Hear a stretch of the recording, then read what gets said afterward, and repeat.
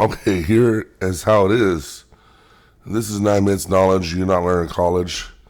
I am the Big Phantasma, the original Big Phantasma. No one used that name before I did. I'm here to spread knowledge.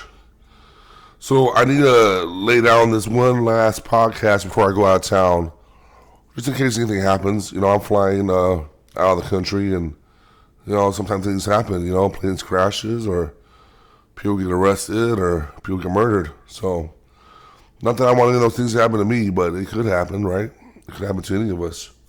So I'm just prepared and I'm aware of what might happen. Awareness and preparedness, right? Taking things for as they come is what I'm doing. I just take it as it comes now. I don't try and understand it. I don't try to. I might try to interpret it, but I don't try to understand it. I just take it as it comes. It is what it is, right? That's how it is right now. You really can't do nothing about it, right? You can just accept it. I mean, you don't want to lay down and just take it, but you want to accept reality for what it is, right? You can't really change reality. You can try to change your reality, but at the moment you really can't. You are where you are. You made your decision. So I want to share this one story with you. The last time I went to Puerto Rico, I was actually in the hospital right before because my job stressed me out so much. I put myself in the hospital, check out on my heart, and luckily my heart was in good shape because I got a good heart. But the stress level was not good, right? And while I was in the hospital, this guy told me this story. I'm gonna tell this story to you. It's an ancient story, and it's a story to teach us a lesson. So sit back, relax, grab some popcorn. It's Big Phantasma story time now. Ready? Here we go. A long time ago, in ancient times, before cars and electronics, there was this man, and he literally owned all the horses in the town. There was a small village, and this one dude owned all the horses. So if you want a horse to plow your land or to ride to the next town, or even to, just to have your own horse, you gotta come to the dude, he'd snag you a horse, and you were set. Well, this dude's whole wealth was based on his horses, right? How many horses he had was worth how much money he was worth. One day the horses ran away. They broke free of the corral and they ran away. They're gone. And the villagers came to the man and they said, "Hey, aren't you upset? Your wealth ran away. You're poor now. You don't have no wealth." And the guy says, "You know what? I don't know if it's good and I don't know if it's bad. I just know my horses are gone." And they're like, "What do you mean by that?" And then 3 days later, the horses come back, but they brought two more herds of horses with them. So they went. What happened was the horses took off. They told all the cousin horses, "Hey, come back to our spot. We got food and water. We'll chill and kick it. It's cool." So they went and grabbed all the friend horses and they brought them back to where the good food and water was, at the man's corral, right? So then all the villagers come to the man and say, "Oh, aren't you so happy? You now have 3 times the wealth. You are more wealthy now. Your horses came back, and you're more wealthy now. Aren't you happy?" And the guy says, "Look, I don't know if it's good. I don't know if it's bad. I just know I have more horses now." Right? He just takes it as it comes.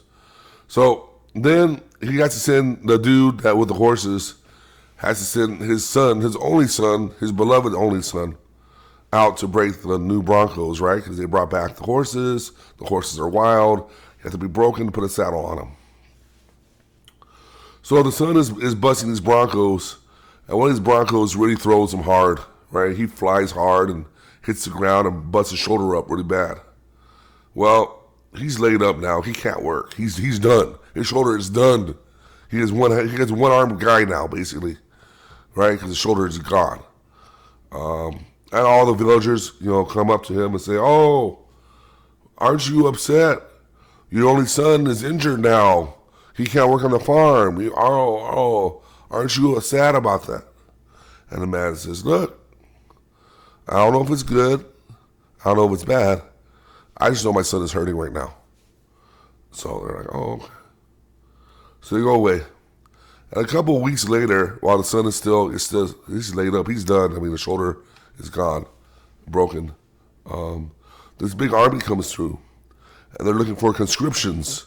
And a conscription, if you don't know, is basically, hey, we'll take your son, we'll pay you on the back end if we win the war. If we don't win the war, you're fucked, right? You gotta fight for your life to get paid. So they took all the boys that were old enough to carry a sword and took all the boys away. But they couldn't take the man's son because he had a busted shoulder. He couldn't hold a shield and a sword anymore.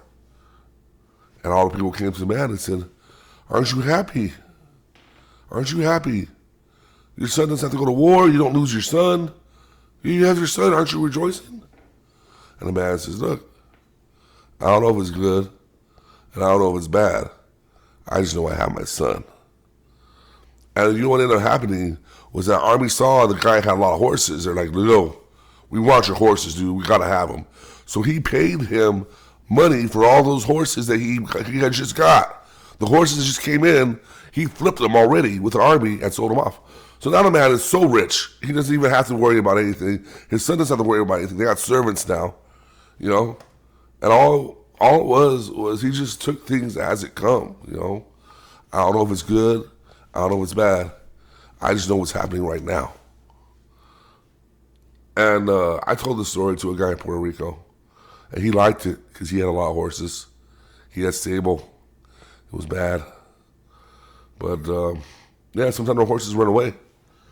Sometimes the thing you love, the thing that you're trying to put together or live off of, sometimes it run away, you know? My job ran away. You know, it did. It was already running before I got divorced. You know, they were moving me around, putting me in special projects. You know, they weren't going to promote me. They were, dude, let's be honest. They were afraid to promote me. They were scared because I knew too much. So they put me on special projects that no one else can do. Did that, no problem. You know, I never failed a project, ever. You know why? Because I deal with reality. I take things as they come. It is what it is. Let's work from wherever we're at right now. Let's figure out where we're at. And let's work in the direction that wins the game, you know? And winning the game, you know? Take it for as it is. You know, we have a lot of sayings in between us, you know? Me and Ezel, New York Money. We say, hey, we're playing press defense. We're playing the triangle. I'm on the low post. He's up at the top of the key. Don't stop till the whistle blows. You know, don't let the refs control the game. You know, if they want to talk shit, just point to the scoreboard. You know, we got these sayings, and it all bases back on reality, right? You're talking shit, but you're losing. Look at the score. You're losing. Keep on talking shit. You can't do nothing about it. You can't control the game.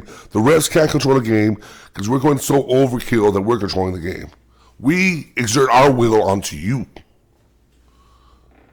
And sometimes the universe exerts its will onto us. And if we're lucky, we'll accept that will of the universe. And we'll be able to take a bad thing and look at it for what it is. It's not necessarily good or bad, it's just a thing. It's how you look at it. Look at that guy could have been upset about his son breaking his shoulder. He could be upset about the horses leaving. But he wasn't. He was fucking chill. He's like, look, I don't know if it's good. I don't know if it's bad. I just know they're gone. Right? And then they came back. So there it is. That's your story time for right now. And if I come back from Puerto Rico, Dominican Republic, I'll make some more podcasts. But for right now, I'm going to take a little break. I'm going to live life a little bit so I can have something to talk about. All right? That's 9 minutes and 15 seconds of knowledge. You never learned that in college, dude. That story does not come from college. That's an ancient story. They only have it in books. The Man with the Horses. Remember that one. It's a good one. All right? It's all over, baby. Boom.